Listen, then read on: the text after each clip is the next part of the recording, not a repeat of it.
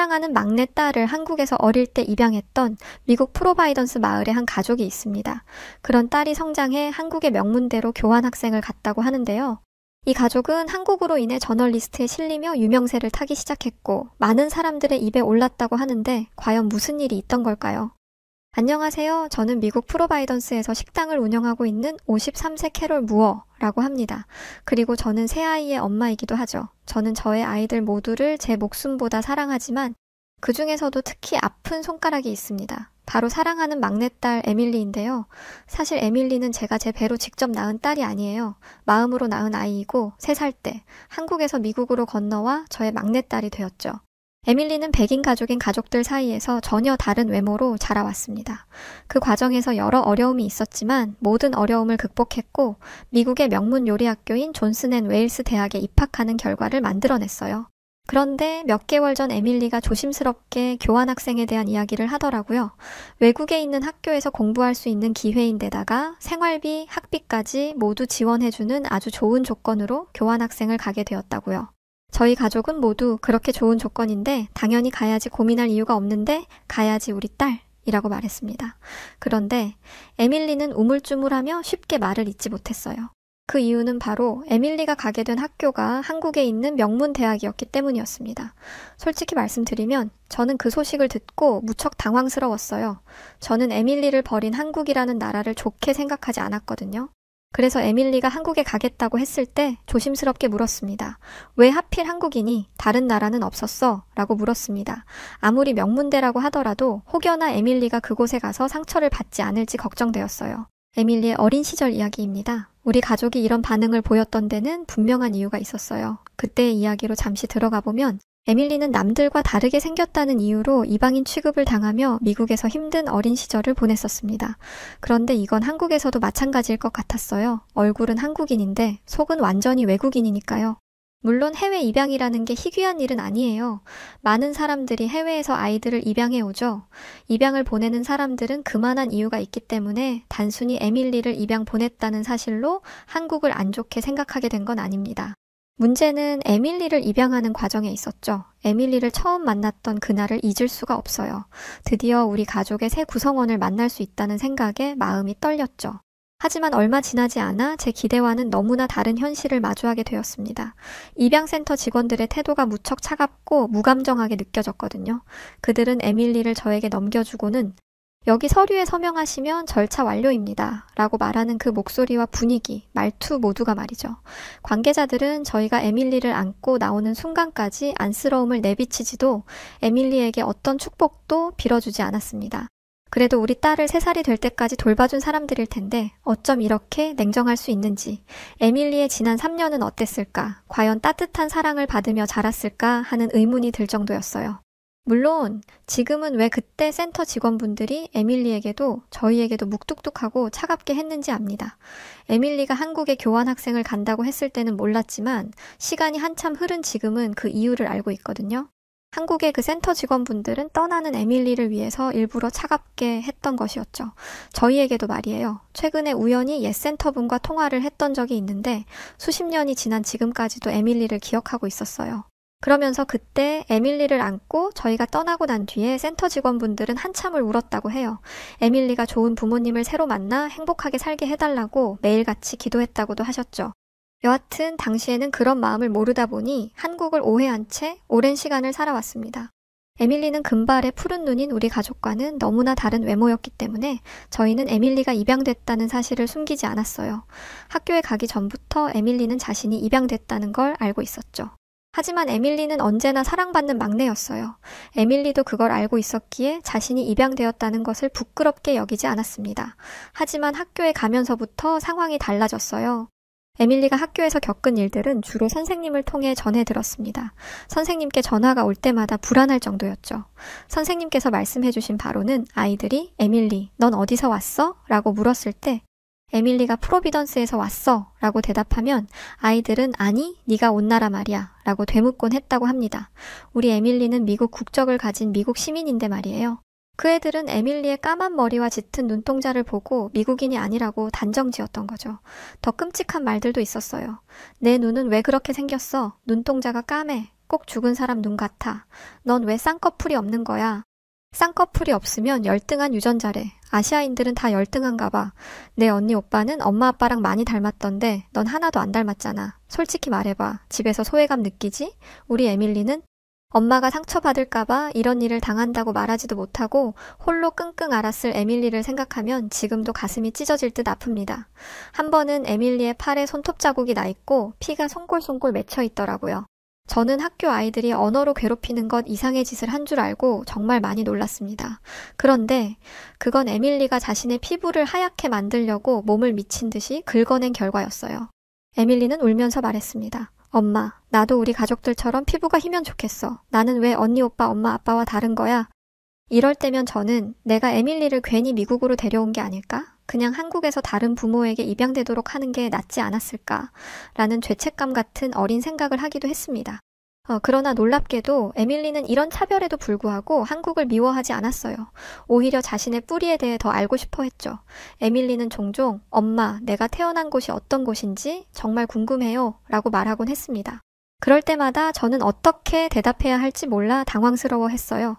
그러나 제가 불편한 기색을 내비치자 에밀리는 크면서 한국 문화나 음식을 점차 거부하기 시작했어요.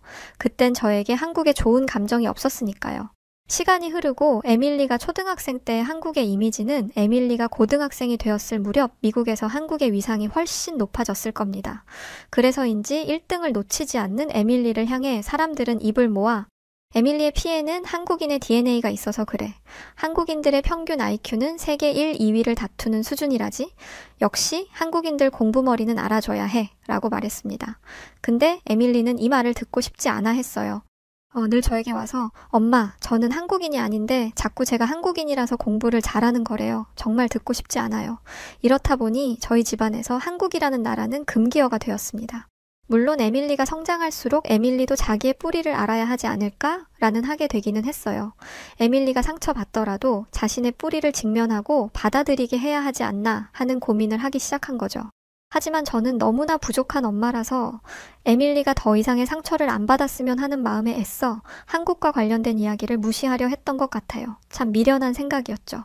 그렇게 시간이 흘러 에밀리는 존슨앤웨일스 대학에서 식품 외식 창업을 전공하게 되었습니다.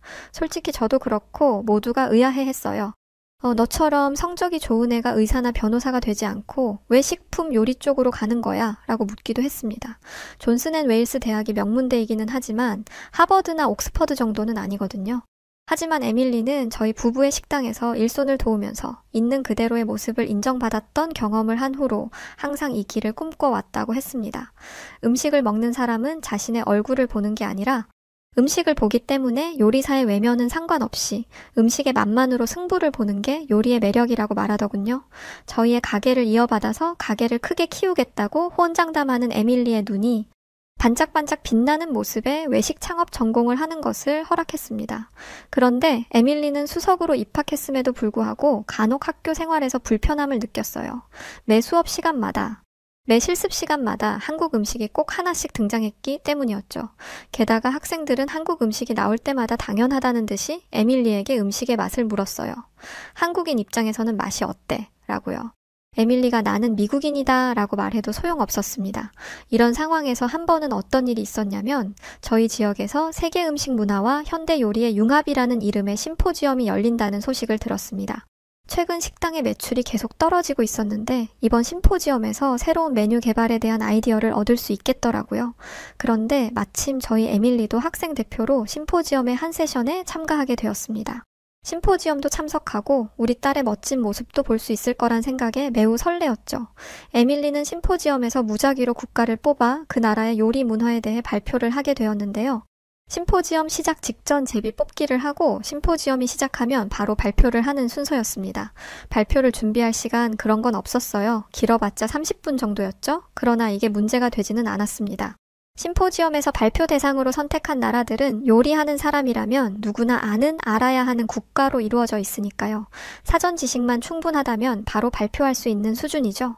게다가 심포지엄에 참여한 학생들은 다들 수재들이잖아요. 그런데 대체 이게 무슨 인연인지 우리 딸 에밀리는 어린 시절부터 그렇게 벗어나려고 했던 한국이 자꾸만 끈처럼 붙더라고요. 네, 에밀리는 한국을 제비뽑기로 뽑았어요. 게다가 첫 번째 순서였죠. 에밀리는 한국을 의도적으로 피해왔기 때문에 한국에 대해 잘 알지 못했어요. 결국 에밀리는 자신이 가장 잘 아는 프랑스 음식과 한국 음식을 비교하는 쪽으로 발표를 하기로 결정했습니다. 어두운 표정의 에밀리를 애써 외면하고 있는 제 아내 양심이 또다시 고개를 들더라고요. 내가 과거의 기억에 사로잡혀서 에밀리가 편파적으로 세상을 바라보게 된 건 아닐까? 내가 과거의 기억을 내려놓고 한국에 대해 좀 더 열린 교육을 했다면 에밀리가 지금 저렇게 불안해하지 않을 수 있지 않았을까? 와 같은 생각 때문에 괴로웠죠. 발표 순서가 되자 에밀리는 깊은 한숨을 내쉬고 단상에 올랐습니다. 에밀리는 저는 프랑스와 한국의 음식 문화를 비교해 보았습니다. 라고 말하며 발표를 시작했어요. 그러면서 프랑스 요리의 우수성을 강조했죠.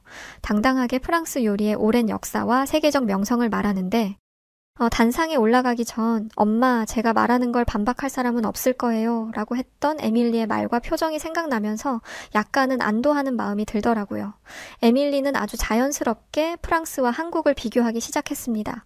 프랑스 음식은 엄청난 테크닉을 필요로 합니다. 복잡하고 정교한 조리 기법을 통해 소스를 만들기도 하고 다른 나라에서는 생각하지도 못한 저온 조리법을 시도한 나라이기도 하고요. 하지만 한국 음식은 프랑스에 비해 훨씬 단순합니다. 재료를 굽거나 끓이는 것 뿐이니까요. 아주 원시적인 형태의 요리 방법이라고 할 수 있습니다. 그에 반해 프랑스는 아주 다양한 재료를 사용합니다. 수백 가지의 치즈를 사용하고 와인이나 향신료 등 고급진 재료를 통해 풍부한 맛을 만들어내고요.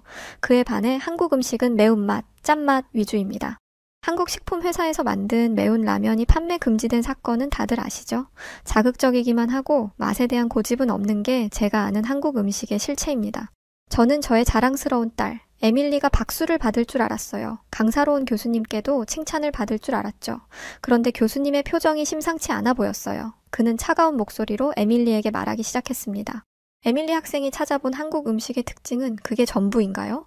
인자하게만 보였던 교수님의 차가운 목소리를 들으니 엄마인 제가 다 떨리더라고요. 에밀리는 괜히 혼이 날 것 같았는지 갑자기 한국을 더 깎아내리는 발언을 하기 시작했었어요.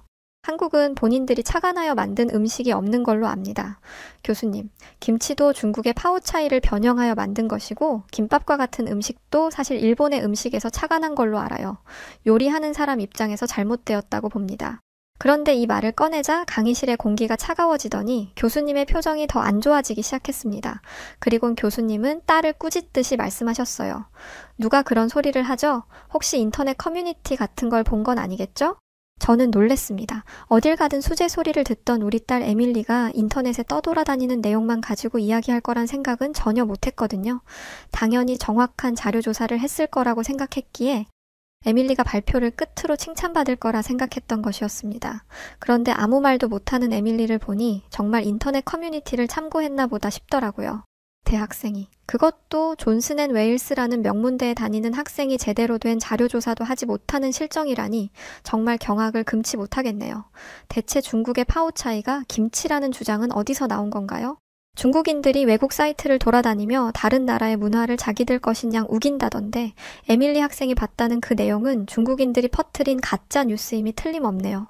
김치는 한국 고유의 음식입니다. 그리고 김치 안에 있는 효소와 유산균이 사람에게 무척 좋다는 건 이미 많이 알려진 사실이고요. 그래서 김치를 한 번이라도 먹어본 사람이라면 김치가 한국 음식이라는 걸 분명히 알고 있어요. 그리고 비교를 하려면 제대로 검증된 자료를 가져왔어야죠. 프랑스 요리의 역사는 긴데 한국은 아니라고 했죠? 한국은 5,000년의 역사를 가진 나라입니다. 이렇게 오랜 역사를 거쳐 발전된 음식이 별로일 리가 없죠. 그리고 김치와 발효 음식을 만들기 위한 발효 기술이 대단한 나라이기도 해요. 발효 기술도 쓰는 나라가 굽고 끓이는 조리법만 쓸 수 있겠어요? 삶기, 찌기, 굽기, 발효, 숙성 등등 기술이라는 기술은 다 들어간 게 한국 음식입니다. 멍한 얼굴로 혼쭐 난 채 단상에서 내려오는 에밀리를 보는데 하늘이 무너지는 기분이었어요. 그 어떤 말로 에밀리를 위로할 수 있을지 감당이 안 되더라고요. 그날이 있고 난 지 얼마 지나지 않아 에밀리로부터 한국 교환학생 이야기를 듣게 된 것이었습니다. 저는 조심스럽게 반대의 의견을 내비쳤죠. 그런데 알고 보니 에밀리의 담당 교수님이 에밀리의 소식을 듣고는 이런 제안을 했다고 해요. 에밀리 학생, 이번 심포지엄에서 있었던 일을 들었습니다. 그 일로 인해 우리 학교의 위상이 흔들릴 뻔했어요. 하지만 저는 에밀리 학생이 얼마나 뛰어난지 알기 때문에 기회를 주고 싶어요. 이번에 우리 학교와 한국명문대가 교환학생 프로그램을 체결했다는 거 알고 있나요? 이 교환학생 프로그램을 다녀와서 직접 본 것을 가지고 학생들 앞에서 다시 발표하세요. 그리고 요리사는 음식에게도 재료에게도 편협한 시각을 가져서는 안 된다는 것을 깨닫고 오길 바래요. 교수님에게 이 말을 들었다고 하니 무작정 한국에 교환학생으로 가는 것을 반대할 수만은 없었어요. 이젠 정말 제 마음속의 양심의 말에 응답할 때라고 생각했죠. 저는 저희 딸 에밀리에게 솔직하게 말했습니다. 에밀리, 사랑하는 우리 딸, 엄마는 어린 네가 한국에 대해 궁금해한다는 걸 알았어. 그런데 너를 데려오는 과정에서 경험했던 한국의 냉정한 모습에 실망한 내 감정이 내게 독이 된 것 같아. 네가 한국에 안 좋은 감정을 가지게 되었다면 진심으로 사과할게. 부디 한국에 가면 우리 딸이 태어난 국가와 우리 딸이 가지고 있는 피의 나라인 한국의 뿌리를 경험해 보고 오렴. 엄마는 늘 널 지지할게. 그런데 교수님이 교환학생을 다녀오라고 했다길래 저는 당연히 에밀리가 갈 수 있을 줄 알았어요. 그런데 면접을 봐야 한다고 하더라고요. 게다가 수백 명의 학생들이 이 프로그램에 지원을 한 상태였습니다. 에밀리를 학교에 데려다 주면서 슬쩍 봤는데 대학 입학을 확정짓는 면접 때보다 심한 긴장감이 맴돌더라고요. 심지어 면접을 망쳤다며 우는 학생들도 있었습니다. 그만큼 한국으로 가는 교환학생 경쟁은 어마어마했죠. 저는 한국의 인기가 과거에 비해 엄청나게 높아졌다는 걸 말만 들었지 이 정도일 줄은 상상도 못했어요. 그리고 이렇게 한국에 가길 원하는 간절한 사람이 많은데 과연 에밀리가 한국에 갈 수 있을까? 라는 생각을 하게 될 정도였죠. 그런데 정말 다행히도 에밀리는 한국에 가게 되었습니다. 저는 에밀리가 됐구나, 좋은 소식이다 정도로 생각했는데 주변이 난리더라고요. 저희 집에 놀러온 에밀리의 친구는 호들갑을 떨면서 세상에 에밀리, 네가 한국에 가는구나? 가서 나 대신 꼭 한강이라는 데를 가줘. 거기서 라면도 먹고 피크닉도 한다는데 제발 그걸 나 대신 경험해줘. 에밀리, 너 한국 드라마 봐? 한국 남자 연예인들이 그렇게 잘생겼던데 너도 가서 잘해봐. 운명의 짝을 만날 수도 있잖아. 라고 하더라고요. 에밀리에게 한국에 가는 게 기대되지는 않는지 넌지시 물었는데 기대는 별로 안 되고 요리사는 모든 음식에 열려 있어야 한다는 교수님의 말에 동의하기 때문에 가는 것이라고 하더라고요. 그런데 한국에 가기 며칠 전 일이 터졌습니다. 에밀리가 계단에서 구르는 바람에 다리가 부러진 것이었어요. 비자 문제 때문에 제 날짜에 한국에 들어가야 하는 상황이었고 저는 긴급 비자를 신청하여 에밀리를 데리고 함께 한국으로 가게 되었습니다. 인천공항에 발을 딛는 순간 낯선 긴장감이 온몸을 감싸더라고요. 그동안 회피했던 나라를 제 발로 디뎠으니 그랬던 것 같았죠. 택시를 타고 서울로 향하는 길, 창밖으로 보이는 도시의 모습은 제가 상상했던 것과는 달랐습니다. 높은 빌딩들과 화려했던 조명들과 분주히 오가는 사람들의 모습이 마치 뉴욕을 보는 것 같았죠. 분명 제가 남편과 한국에 입양을 위해 방문했을 때와는 완전하게 달라져 있었어요. 고작 15년 정도 지났을 텐데 꼭 다른 나라 같은 기분이었습니다. 한국을 보던 에밀리는 이렇게 잘 사는 나라면서 왜 나를, 그것도 미국같이 먼 나라에다 버린 거야? 라고 말하며 복잡한 마음을 내비치더라고요. 보통 못 사는 개발도상국에서 해외로 입양을 많이 보내잖아요. 그래서 그런 말을 하는 에밀리에게 이야기해줬죠. 에밀리, 정말 한국이 많이 변한 것 같아. 물론 너를 처음 입양하러 왔을 때 한국도 훌륭했는데 지금은 미국보다 더 선진국 같아 보여. 저는 대학 기숙사에 에밀리의 짐을 내려다 놓고 에밀리가 앞으로 지내야 하는 동네를 살펴보기 위해 밖으로 나왔습니다. 대학가 주변은 밤늦도록 활기차더라고요. 시골 지역에서 나고 자란 제게는 익숙해지기 좀 어려운 분위기였죠. 게다가 저는 나이도 있잖아요. 그래서 왁자지껄 떠드는 소리를 피해 골목으로 들어갔습니다. 솔직히 미국이었다면 생각도 못할 행동이죠. 밤늦게 나가는 것도 그렇고 여자 혼자 골목으로 들어가는 건 더더욱 그렇고요. 그런데 정말 그때 한국을 크게 오해할 뻔했던 일을 겪었습니다. 번화가를 지나 아주 외진 골목까지 걷게 되었어요. 우리 딸이 지낼 주변을 분명 내 눈으로 다 확인하고 싶었던 엄마의 마음 때문이었을 거예요. 그런데 외진 골목에 작은 오토바이가 있었고 그 오토바이에 걸터 앉아있는 남성과 담벼락 아래 앉아있는 남성을 보게 되었었어요. 그 남성들은 입에 담배를 물고 있었고 노란 머리의 저를 위아래로 훑어보더군요. 가던 걸음을 멈추고 너무 겁이 나 다시 뒤돌아 돌아가려는데 그 남성들이 헤이 헤이 하면서 저를 부르는 소리를 들었습니다. 얼마나 무섭던지 발걸음을 재촉하며 돌아 나오려 했어요. 그때 멀리서 다른 한국인 남성 두 분이 제 앞에 걸어오는 게 보였죠. 처음에 저는 그들이 한패인 줄 알았습니다. 그런데 그 두 분은 빨간색 경광봉을 들고 저에게 다가와 괜찮으세요? 라며 영어로 묻더군요. 그리곤 가시는 길까지 함께 걸어갈게요. 저와 함께 길을 걸어준 두 남성분들은 저에게 손수건을 주시면서 식은 땀을 흘리던 제게 닦으라며 건네주기까지 했습니다. 영어를 워낙 잘하셔서 저는 감사 인사를 하며 이렇게 말했어요. 오늘 저희 딸이 한국에 교환 학생으로 왔어요. 우리 딸이 지내야 하는 곳은 어떤 곳인지 살펴보려고 나왔다가 이런 일을 겪어서 좀 겁이 나네요. 한국은 치안이 굉장히 좋은 나라로 알고 있었는데 모든 한국인 분들이 착하고 그런 건 아닌가 봐요. 라고 말하자 저를 도운 두 남자가 고개를 갸웃거리더라고요. 그러면서 깜짝 놀랄 말을 하더라고요. 저 사람들은 한국인이 아니라 조선족이에요. 조선족이라는 단어를 처음 들어봤어요. 절 도와준 남성의 이야기를 들어보니 한국에서 조선족의 문제가 꽤 심각하더라고요. 그들은 한국어를 사용하고 한국인의 외형을 하고 있지만 중국에서 교육을 받았고 중국 본토 태생이다 보니 그 속은 중국인과 다름없다고 했습니다. 과거에는 한민족이라는 이유로 조선족을 같은 한국인처럼 대했지만 불법 체류를 하거나 불법 체류를 한 사람들을 돕거나 온갖 강력 범죄의 범인으로 지목되면서 조선족에 대한 인식이 안 좋아졌다고 해요. 실제로 조선족이 저지른 범죄 이야기를 들어보니 끔찍하더라고요. 그런데 정작 조선족들은 자기들이 저지른 일들은 생각도 안 하고 한국인들이 자신들을 차별한다고 이야기한다고 합니다. 오늘 제게 한 짓이 부끄러운 행동이라는 걸 안다면 결코 그런 말은 못할 텐데 아무래도 기본적인 시민의식이 장착되어 있지 않은 것 같더라고요. 그 이후로 에밀리와 3박 4일을 함께 지내며 한국에 대해서 여러 가지 경험을 했습니다. 하지만 첫날의 조선족 사건 이후로는 모든 게 완벽했죠. 저희 딸도 생활하기 너무 좋다고 했었습니다. 그렇게 저는 에밀리를 한국에 둔 채로 다시 미국으로 돌아왔습니다. 돌아온 뒤 정말 매일같이 에밀리와 통화를 했는데 한국에 대한 에밀리의 감정은 매일매일 달라졌어요. 물론 좋은 쪽으로요. 엄마, 솔직히 누가 봐도 한국인인데 한국어도 못하고 한국 문화도 모르는 저를 이방인처럼 생각하고 배척하면 어떡하나 싶었어요. 미국에서는 늘 그랬잖아요. 근데 한국 친구들은 전혀 안 그래. 3살에 미국으로 입양을 갔다는 얘기를 친구들한테 했었는데 듣고는 네가 미국에서 자랐어도 우리는 같은 한국인이야 라고 말해줬어요. 그러면서 에밀리는 미국에 있는 언니 오빠처럼 한국에도 형제, 자매가 생긴 것 같다며 매우 기뻐했습니다. 게다가 그 친구들은 미국에서 괴롭힘을 당했다는 이야기에 진심으로 함께 가슴 아파해 주었다고 하더군요. 그러면서 에밀리를 데리고 정말 많은 것들을 경험하러 다녀주었다고 해요. 친구들과 한국 방방곡곡을 다니는 게 얼마나 즐거운지 학기를 마치고 방학이 되었는데도 안 온다길래 제가 직접 한국으로 가겠다고 하고는 한국으로 향했습니다. 도착한 한국에서 만난 우리 딸 에밀리를 마주했더니 정말 그 사이에 얼굴이 폈더라고요. 넌 엄마 생각 하나도 안 났지? 라고 물으니 에밀리는 엄마 생각이 안 나긴요. 엄마한테 꼭 경험시켜주고 싶은 게 있었어요. 라며 저를 한 식당으로 데려갔습니다. 에밀리는 김치찌개라는 것을 시켜주었는데요. 에밀리가 데려간 식당에서 김치찌개를 처음 보고 경험했을 때의 충격이 아직도 생생할 정도예요.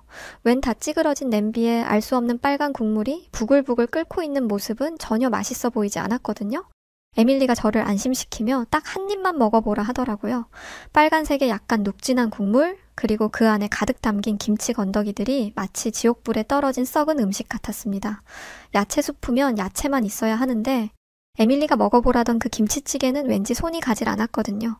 저는 울상을 하며 에밀리에게 에밀리, 내 마음은 알겠는데 엄마는 도저히 못 먹겠어 라고 말했습니다. 하지만 에밀리는 자신도 같은 생각이었는데 한 입만 먹으면 생각이 바뀐다며 제발 딱 한 번만 도전해보라고 하더라고요. 저는 심호흡을 하고 한 숟가락을 떠먹었습니다. 딸 소원 한 번 들어준다는 생각으로 말이죠. 그런데 정말 한 입 먹자마자 인생을 손해본 것 같더라고요. 에밀리는 거봐, 맞지? 라는 표정으로 의기양양하게 저를 바라보고 있었고 저는 김치찌개를 시작으로 계란찜, 온갖 나물 반찬까지 섭렵하며 한정식 한 상을 마음껏 즐겼습니다. 그날 이후 저는 완전히 한식에 빠져버리게 되었어요. 왜 심포지엄에 왔던 교수님이 프랑스 음식과 한국 음식을 비교했을 때 그토록 민감하게 구셨는지 이해가 되더라고요. 한식처럼 손이 많이 가고 복잡한 요리는 없을 거예요. 그리고 장류나 소스가 굉장히 다양해서 감칠맛이 대단했고요. 프랑스에도 다양한 소스와 향신료가 있지만 사실 한 가지 요리에 많은 재료가 들어가지는 않습니다. 하지만 한국 음식은 하나의 요리를 하는데 간장, 고추장, 고춧가루, 마늘 등등 수많은 재료들이 들어가고 간장마저도 종류가 다양하더라고요. 무엇보다 이렇게 많은 것들이 들어가는데 몸을 해치는 것이 하나도 없었습니다. 저는 한국에 머무는 동안 모든 한식을 먹고야 말리라는 생각으로 한식을 즐겼는데요. 시간이 지나니 미국에서 지방 가득한 음식을 먹고 사는 가족들이 떠오르면서 저는 큰 다짐을 하게 되었습니다. 바로 미국에서 운영 중인 식당에 한식을 추가하겠다는 것이었죠. 사실 이후로 에밀리가 한국에서의 교환학생 생활을 마치고 왔을 때 정말 여러 가지 레시피를 가지고 저희 식당에 도입했었어요. 실제로 미국에서 한식은 굉장히 귀한 음식입니다. 저희 집 주변에 있는 한식당만 봐도 알 수 있듯이 현재 미국은 한식 붐에 휩싸여 있었거든요. 저는 몰랐는데 한식이 이 정도로 인기를 끈 건 꽤 오래된 일이었습니다. 그런데 수요에 비해 식당의 수는 현저히 적었어요. 그 이유는 다름 아닌 한식이 너무 어려워서였습니다. 한국인이 아니면 감히 흉내조차 낼 수 없는 난이도거든요. 간장이 뭔지도 모르고 국간장과 진간장의 차이도 모르는 사람들이 어떻게 한식을 하겠어요? 외국인이 대충 흉내낸 김치찌개 드셔보신 적 있나요? 그냥 배추를 빨간 국물에 풀어놓은 수준이에요. 그런데 한국에서 돌아온 에밀리가 자신이 가장 인상 깊게 먹었던 음식이라며 한국의 육전, 동그랑땡, 떡갈비, 삼색전, 갈비찜, 정말 태어나 처음 본 음식들을 차려 앞에 선보였습니다. 그날 저희 가족들은 에밀리가 차려준 음식들에 정말 눈물까지 흘리며 먹을 정도로 정말 맛있게 먹었었어요. 에밀리는 엄마 아빠가 하는 가게에 이걸 팔면 좋을 것 같다며 음식 만드는 법을 알려주었어요. 그런데 정말 기적 같은 일이 벌어졌어요. 간판도 바꾸지 못하고 가게 창문에 코리안 푸드라고 적은 종이만 붙여놨을 뿐인데 손님들이 미친 듯이 몰려오더라고요. 게다가 이건 일회성이 아니었습니다. 어제 왔던 손님이 오늘도 오고 내일도 오고 입소문이 나면서 2달 만에 기본 웨이팅이 2시간 이상일 정도로 인기 있는 가게가 되었어요. 오는 손님들마다 극찬을 아끼지 않았죠. 이렇게 풍부한 맛은 처음이에요. 특히 갈비찜의 매콤한 맛과 달콤한 맛의 조화는 완벽해요. 정말 특별한 맛이네요. 모든 재료의 맛이 조화롭게 어우러졌다는 게 한식의 특징인 거죠. 그 어떤 재료도 과하지 않고 따로 노는 게 없어요. 정말 훌륭해요. 난리가 났었습니다. 우리 가게는 문전성시를 이뤘고 한국에서의 생활을 마치고 학교에 복귀했던 저희 딸도 굉장히 우수한 성적으로 학교를 졸업했었습니다. 사실 이 모든 게 한국 덕분이었죠. 그것도 모자라 한 저널리스트에 저희 가게가 소개되면서 손님들은 더욱 몰렸고 가게를 리뉴얼한 지 4달 뒤 그 저널리스트에 실렸던 잡지를 시작으로 미슐랭 가이드까지 찾아왔었습니다. 이런 덕분에 큰 돈을 벌 수 있었고 우리 가게는 더욱 큰 곳으로 확장까지 할 수 있었어요. 에밀리는 한국에 있는 친구들과 한국의 문화, 음식을 경험하면서 자신의 마음속 깊이 자리 잡았던 한국에 대한 오해가 사라졌다고 말했습니다. 에밀리는 시간이 날 때면 한국을 찾아갑니다. 자신이 태어난 조국에 많은 애정이 간다고 했습니다. 그러면서 얼마 전 자신을 입양 보냈던 기관에 스스로 찾아갔다고 해요. 에밀리가 그곳에서 냉대를 받지 않을까봐 걱정했는데 정말 놀라운 소식을 들었습니다. 에밀리를 보자마자 입양시설의 원장님이 너 수연이 아니니? 라며 에밀리의 한국 이름을 부르시더랍니다. 3살배기 아이가 20살이 넘어서 왔는데 그걸 알아보신 거였죠. 그러면서 눈물을 뚝뚝 흘리시는데 에밀리도 똑같이 눈물을 흘리며 오랫동안 남모르게 쌓였던 상처를 모두 풀어냈습니다. 선생님에게 왜 자신이 떠날 때 그리 차갑게 구셨냐고 물어보니 선생님은 이렇게 말씀하셨다고 해요. 지금까지 수많은 아이들을 입양 보냈었지. 아이들이 떠날 때 매몰차게 굴지 않으면 이 일을 오래 하지 못할 거라는 걸 알았어. 처음 이 일을 했을 때는 한 아이를 보내고 1달을 울었단다. 내가 그리 매몰차게 굴었어도 나는 항상 내가 입양 보낸 아이들을 기억해. 나는 에밀리, 아니 수연아, 네가 처음 걸음마를 시작했을 때조차 기억하고 있단다. 이 말을 전해 듣는데 너무너무 미안하더라고요. 그래서 센터 직원분들과 에밀리 덕분에 통화를 할 수 있었고 제가 그동안 얼마나 오해를 하고 살았는지 알게 되었었어요. 에밀리는 자신이 이방인이라는 생각을 더 이상 하지 않는답니다. 미국에서도 미국인으로서 당당하고 또 한국의 피를 가진 에밀리는 조국에 대한 깊은 애정으로 한국을 고향으로 생각하고 있죠. 저는 만약 에밀리가 한국의 피가 아닌 다른 중국이나 다른 동남아시아 국가의 피를 가진 아이였다면 이렇게 성장하지 못했을 거라고 확신합니다. 한국은 저의 가족과 제 딸에게 큰 기회를 준 고마운 나라입니다. 한국에서 정말 귀하고 소중한 보물, 저희 딸을 제가 품을 수 있게 해주셔서 정말 감사한 마음이 전부이죠. 늘 고맙습니다. 한국은 저의 영혼 같은 곳입니다. 고맙습니다. 네, 오늘 사연 여기까지입니다. 미국으로 입양 갔던 우리 수연 씨가 잘 성장해서 한국과 다시 인연이 되셨군요. 수연 씨는 한국의 피를 가진 한국인이 맞습니다. 앞으로 행복한 날만 가득하시길 바래요.